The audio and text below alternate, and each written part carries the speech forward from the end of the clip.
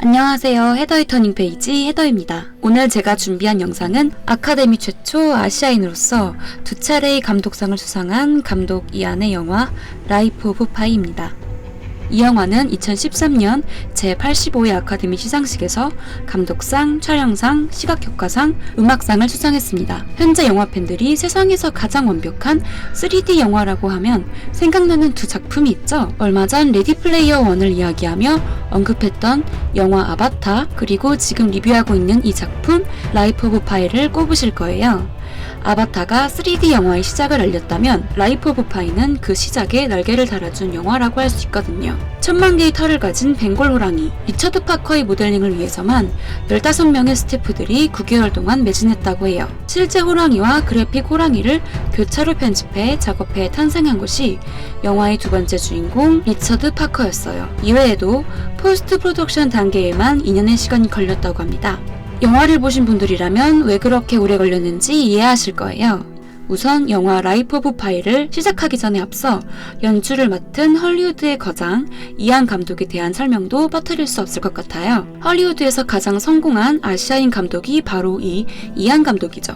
대만에서 태어난 그는 헐리우드에서 일을 시작한 뒤에는 국적을 바꾸어 미국인이 되었지만 여전히 대만과 중국이 가장 자랑스럽게 생각하는 감독입니다.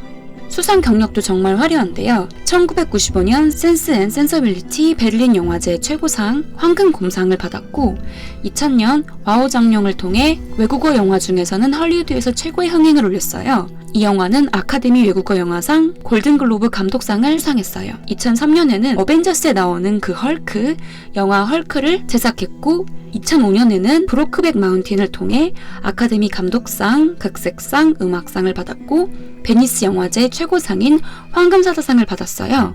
또 골든글로브 드라마 부분 작품상, 감독상, 각색상 등등을 수상한 작품입니다. 2007년에는 탕웨이와 양조위 주연의 영화 새끼를 통해 베니스 영화제 황금사자상을, 2012년 영화 라이프 오브 파이를 통해 두 번째 아카데미 감독상을 받았죠. 이안 감독의 차기작은 무하마드 알리에 관한 영화라고 해요. 기대가 많이 되는 작품이에요. 영화 라이프 오브 파이는 얀 마틀이라는 캐나다 작가의 대표작이자 우리나라의 한강 작가가 수상에 유명해진 맨부커상의 수상작 파이 이야기를 원작으로 영화화된 작품입니다. 이번 영상에서는 영화와 원작 두 가지를 한꺼번에 비교해보며 진행해볼게요. 영화와 소설 라이프 오브 파이 이야기 시작합니다. 소설을 읽기 전에 작가 노트를 봤었는데 이런 말이 쓰여있더라고요. 이 책은 내가 한참 허기에 시달릴 때 태어났다. 그래서 파이와 리처드 파커가 그렇게 배고팠던 것일까요? 아무튼 소설의 시작은 영화와는 달리 조금 더 현재 캐나다 토론토의 일상에 초점이 맞춰져 있고 그의 아픔이 느껴지는 장면으로 시작됩니다. 동물원을 운영하고 있던 집에 둘째 아들로 태어난 주인공 피신 마텔은 과거 인도 폰디체리에 살다 캐나다로 이민을 온 인도계 캐나다인이죠. 피신이라는 이름이 오줌, 피싱과 비슷한 발음이었기 때문에 그는 스스로 파이라고 불리길 원했어요. 꼭 영화 레이디버드처럼요. 그렇게 영화와 소설은 이제는 먼 과거의 추억들이 된 주인공 파이가 한 작가와 인터뷰를 하게 되며 시작됩니다. 영화의 두 번째 주인공이라고 할 수 있는 호랑이 리처드 파커와의 첫 만남은 이러해요. 아들들에게 맹수의 무서움을 보여주어 그들이 가까이 가지 못하도록 아버지는 조금 과격한 방법으로 아들들을 설득하려 합니다. 다리가 묶인 염소를 들고 리처드 파커에게 주죠. 힌두교도 소년 파이는 평소 이런 생각을 갖고 있었죠. 마음속에 힌두교를 담고 우주 안에서의 내 자리를 본다. 하지만 그는 다른 힌두교인들과는 다른 종교관을 갖고 있었죠. 예를 들면 이슬람 교도들이 모든 사물에서 신을 보는 방식이 수없는 힌두교도와 같다. 기독교들이 신에게 헌신하는 마음은 모자를 쓴 이슬람 교도와 같다. 그리고 14살 무렵 파이는 처음 예수 그리스도를 만나게 됩니다. 주인공은 신과 종교에 대해 철학적인 생각을 굉장히 많이 해요. 하지만 그런 그도 힌두교, 기독교, 이슬람교에 대해 배우게 되자 신에 대한 부정적인 생각이 가득해집니다. 무슨 신이 그런가? 왜 아름다운 것을 추하게 만들고 완벽한 것을 망치는가? 라고 생각합니다. 그리고 마침내 깨닫죠. 그 모든 것은 신의 인간을 향한 사랑 때문이라는 것을요. 또 세례를 받는 것이 혹은 특별한 절차를 행하는 것이 종교와 신에게 가까워지는 것이 아니라는 것을 깨닫죠. 이제 내 마음을 끄는 나자렛의 예수를 내 앞길에 끼워준 크리슈나 신에게 감사할 차례였다. 저는 개인적으로 이 구절이 작가의 센스가 잘 엿보이는 부분이었다고 생각했어요. 그렇게 조금은 엉뚱하고 웃기지만 파이는 힌두교, 기독교, 이슬람교 예배에 모두 다 참석하게 됩니다. 하지만 꼬리가 길면 밟히는 법.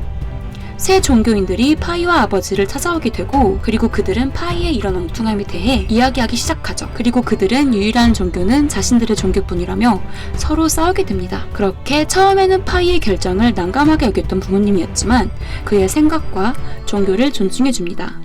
멋진 부모님이셨죠. 이때쯤 아버지는 운영하고 있던 동물원을 처분하며 인도에서의 생활을 접고 가족들 모두 함께 캐나다로의 이민을 결정합니다. 그리고 다시 현재의 자신의 모습으로 돌아와 이제는 어머니의 모습이 더 이상 기억나지 않는다는 말과 함께 제1부는 끝을 향해 가죠. 사실 영화에 나오는 선박안에서의 파이 가족들의 모습은 원작에서는 거의 등장하지 않아요. 제2부의 첫 시작은 이렇게 시작되거든요. 배가 가라앉았다. 모든 게 비명을 질렀다. 바다며 바람, 내 마음까지. 그리고 세 가지 종교를 모두 믿는 파이는 이렇게 기도하죠. 예수님, 성모님, 마호메트님, 비슈누님. 그리고 아버지가 그렇게나 멀리하라고 신신당부했던 호랑이 리처드 파커마저 만나게 됐죠. 좀처럼 올라오지 못하고 죽을 것처럼 보이는 리처드 파커를 향해 구명부표를 던지는 파이예요. 하지만 그가 호랑이라는 것을 깨닫고 정신을 차리죠. 3살배기 벵골 호랑이가 보트에 타게 된 것이었어요. 과거 아버지가 그와 형에게 보여주었던 리처드 파커의 무서움이 기억나 보트에서 뛰어내립니다. 여기서 잠깐, 왜 호랑이를 리처드 파커라고 부르는지 아시나요? 사실 리처드 파커의 이름은 서기의 실수로 벌어진 해프닝이었어요. 본래 호랑이에게는 thirsty, 목마름이라는 이름이 붙여졌었는데 사냥꾼의 이름을 thirsty로 호랑이 이름을 리처드 파커로 기입한 것이었죠. 그리고 선박이 침몰하던 당시를 회상하는 소년 파이의 모습이 그려집니다. 어두운 태평양 위에서 다시 재회하게 된 동물원 가족들이었어요. 하지만 그들도 몸 상태가 좋지는 않았죠. 뒷다리가 심하게 부러진 얼룩말, 수컷 대머리 하이에나, 바나나를 타고 온 오랑우탄 오렌지 주스, 이렇게 파이와 동물들의 바다 위 동거가 시작됩니다. 하지만 결국 파이가 우려했던 일이 일어났어요. 하이에나는 다리를 심하게 다쳤던 얼룩말과 오랑우탄 오렌지 주스를 죽였죠. 그리고 얼마 지나지 않아 리처드 파커는 하이에나를 죽였고요. 절대 함께할 수 없을 것 같았던 파이와 리처드 파커. 하지만 매서운 파도와 바람 앞에서 두 사람은 서로에게 의지할 수밖에 없었습니다. 파이의 공포를 유일하게 위로해준 것은 호랑이 리처드 파커였죠. 그렇게 시간이 지날수록 둘의 우정은 두터워집니다. 파이는 이렇게 이야기하기도 했어요.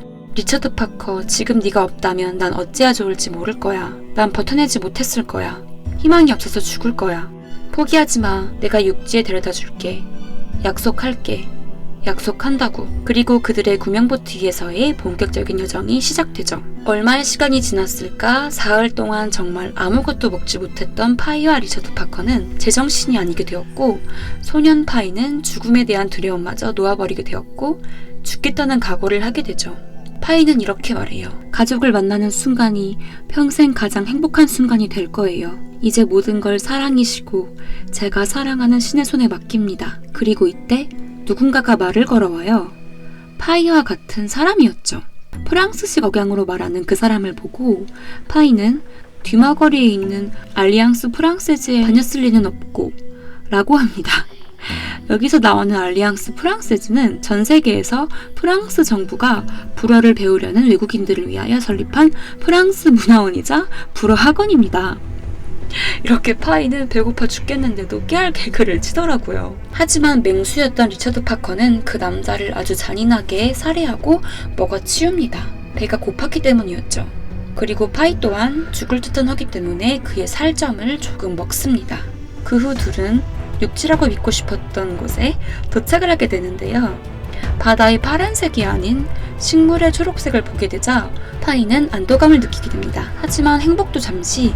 미어캣들이 득실거렸던 그 육지는 식인섬이었습니다. 도착한 그날 밤 인간의 치아, 어금니가 들어있는 과일들을 보고 또 산성을 내뿜는 섬의 비밀을 알게 되자 그곳을 떠나기로 결심하죠. 리처드 파커를 혼자 남겨두고 갈 수 없던 파이는 그를 기다리고 함께 식인섬을 떠납니다. 아침이 되자 그 식인섬은 사라졌고 그들의 희망도 사라진 순간이었어요. 시간이 흐르고 드디어 육지, 멕시코에 도착한 몇 시간 뒤 그곳에 있던 육지의 사람들이 소년 파이를 발견합니다. 드디어 육지에 도착하여 고생이 끝난 것만으로도 기쁨에 가득 차야 하는 파이인데 그는 그렇지 못했어요. 그와 바다 위에서 7개월을 함께했던 리처드 파커가 육지에 도착하자 아무 말도 없이 사라졌기 때문이었죠. 파이는 말해요. 나는 아이처럼 울었다. 고난을 딛고 살아나서가 아니었다. 내가 흐느낀 것은 리처드 파커가 아무 인사도 없이 날 버리고 떠났기 때문이었다. 과거 아버지가 파이에게 그랬던 것처럼, 하지만 아주 다른 방식으로 파이는 리처드 파커에게 호랑이가 아닌 인간을 조심하라는 그가 듣지 못할 이별의 편지를 혼자 되뇌입니다. 원작 제3부 그리고 영화 후반부에는 병원에 입원해 있는 파이를 일본 관리인들이 조사차 방문합니다. 캐나다행 선박의 침몰의 원인을 알고자 온 것이었죠. 그리고 파이는 그들에게 차근차근 침몰 후 만났던 얼룩말, 하이에나, 오랑우탄, 식인섬, 그리고 리처드 파커와 함께했던 지난 7개월간의 이야기를 들려줍니다. 하지만 그들은 이해하지 못합니다. 바나나는 물에 뜨지 않는다. 바나나를 타고 온 오랑우탄은 말이 되지 않는다. 식충나무는 없다. 물고기를 잡아먹는 해초는 없다. 나무에 사는 바다 설치류는 존재하지 않는다. 인간과 동물들이 구명보트에서 함께 사는 것은 불가능하다. 라고 이야기하죠. 파이와 함께했던 리처드 파커와의 이야기도 허황된 것이라고 말하며 자신들은 그저 합리적으로 생각하려는 것이라고 이야기합니다. 그렇게 파이는 잠시 생각을 하더니 일본인 관리들에게 말해주었던 첫 번째 이야기와는 전혀 다른 이야기를 들려줍니다. 파이가 일본인 관리들에게 했던, 일본인 관리들이 듣고 싶어 했던 그 두 번째 이야기를 저도 여러분들에게 들려드릴게요. 파이의 어머니는 선박 침몰 후 바나나 덩어리를 붙들고 구명보트로 왔었다. 요리사는 구명보트에 같이 있었고 그는 배고픈 나머지 파리를 먹었다. 파리를 먹지 않는 나머지 사람들을 보고 욕을 해대었다. 요리사와 함께 구명보트에 있었던 대만 선원은 처음부터 다리가 부러져 있었다. 뼈가 튀어나올 정도로 큰 상처였는데 결국 까맣게 썩어가기 시작했다. 요리사는 썩은 다리를 자르자고 제안하였고 결국 다리를 잘랐다. 제대로 된 치료를 받지 못한 선원의 목숨은 위태로워졌고 잘려진 다리를 버리려는 파이를 향해 요리사는 이렇게 말한다. 바보짓 마라. 그걸 미끼로 쓸 거야. 그래서 버린 일인데. 결국 선원은 죽었고 요리사는 그의 시신 전부를 토막냈다. 파이의 어머니가 적어도 얼굴만은 건드리지 말아요 라고 울부짖었지만 요리사는 선원의 머리에 달려들더니 파이와 어머니가 보는 앞에서 머리 가죽을 벗기고 얼굴을 뜯어내고 그들을 쳐다보았다. 요리사는 선원의 장귀와 살점을 볕에 말렸고 그것을 본 어머니는 그의 뺨을 쳤다. 선원의 말린 장기들을 몰래 먹는 요리사를 발견한 어머니는 당신 방금 그걸 먹었지? 미끼로 쓴다고 했으면서 그는 사람이라고, 똑같은 인간이란 말이야 라고 하였지만 그는 아랑곳하지 않고 그 살점들을 씹으면서 돼지고기 맛이 난다고 이야기하였다. 그러다 요리사가 결국 어머니마저 칼로 잔혹하게 살해했다. 요리사가 파이를 향해 무엇인가를 던졌는데 그것은 어머니의 머리였다. 놀란 파이는 바닷속으로 어머니의 머리를 놓쳐버렸는데 바닷속 물고기들이 어머니의 머리로 다가와 그것을 먹었다. 그리고 얼마 지나지 않아 파이와 요리사는 싸웠고 파이가 요리사를 죽였다. 즉 파이가 일본인 관리들에게 들려줬던 첫 번째 이야기 속 하이에나는 두 번째 이야기 속의 요리사이자 리처드 파커가 죽였던 프랑스 맹인으로 해석할 수 있겠고, 다리를 심하게 다쳤던 얼룩말은 대만 선원이라고 생각할 수 있을 것이고, 바나나를 타고 배에서 탈출해 파이를 지키려던 오랑우탄은 어머니로 대입할 수 있을 것이며, 구명보트 위에 있던 하이에나와 프랑스 맹인을 죽였던 호랑이 리처드 파커는 주인공 파이로 이해할 수 있겠죠. 두 번째 이야기도 끝낸 파이는 일본인들에게 이렇게 묻습니다. 말해보세요. 어느 이야기가 더 마음에 드나요? 동물이 나오는 이야기요? 동물이 안 나오는 이야기요? 그리고 영화와 소설 라이프 오브 파이는 조사 결과를 읽는 작가와 함께 끝이 나죠. 조사 결과는 이러해요. 그의 이야기는 난파선 역사상 어느 사건과도 견줄 수 없다. 파텔만큼 오래 생존한 조난자는 없었다. 더구나 벵골 호랑이와 함께 생존한 사람은 한 명도 없었다.